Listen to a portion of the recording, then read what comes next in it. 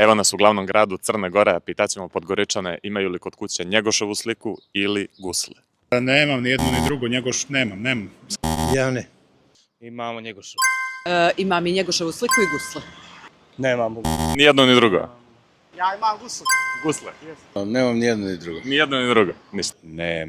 Nemam ni sliku, ali imam Njegošova djela. Dobro, računa se i to. Ni jedno ni drugo. A želja mi je da barem gusle, evo, gledam negdje da ih kupim od nekoga i barem gusle. Imamo. Posebno na selu imamo i gusle i Njegoševu sliku. I jedno i drugo. To je bilo veoma popularno u tom periodu da svaka kuća ima. Nema. Ni jedno ni drugo. Ne. Nema. Ni jedno ni drugo. Imao sam ja gusle dok sam u kući živio. A sad u stanu nema. Ali kući su ostale, ja mislim. Dobro. Imaš li možda kod kuće Njegoševu sliku ili gusle?